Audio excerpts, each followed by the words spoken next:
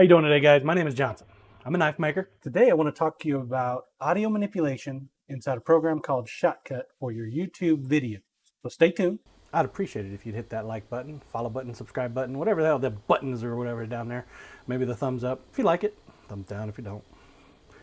Either way, I like the feedback, so I appreciate it. Thank you.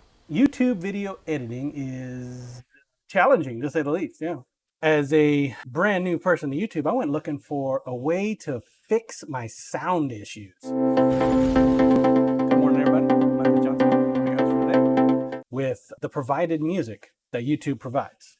So you can use their music, your videos, but they're always loud. Racking my brain for like past 2-3 months, trying to figure out how to do that. And I figured out a solution in ShotCut. So you might like it. Check it out.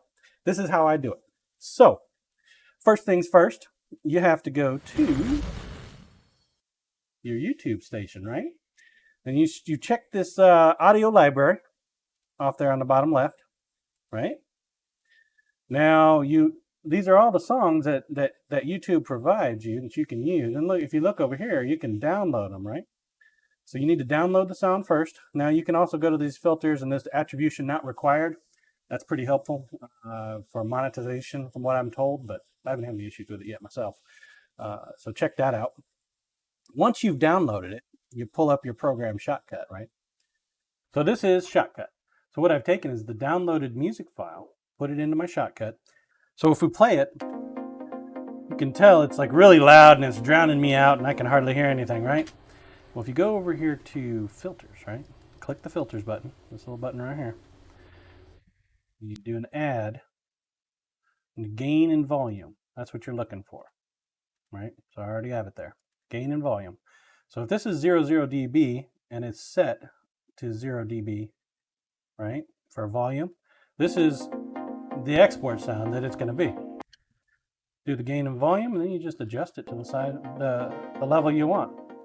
Now each song I've found is actually different, so you have to decide for yourself how low you want to make it go. And it can go pretty low, right? It can also go pretty loud. I think this one works out pretty good at about a -40. We'll call it -50. Because the idea, of course, is to have some ambient sound in the background, but not overshadow your voice, right? So with that done, you just save it.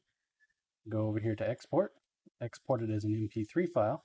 That's it. That's all there is to it. You take the exported MP3 file, you import it into the video that you're editing, you use it as an overlay, as an audio file, and your sound is now lower than what it needs to be, so you can actually hear your voice on your videos for your YouTube stuff. Mash that like button, hit that follow button, hit that subscribe button. Hell, come see me over on Twitch when I'm making knives.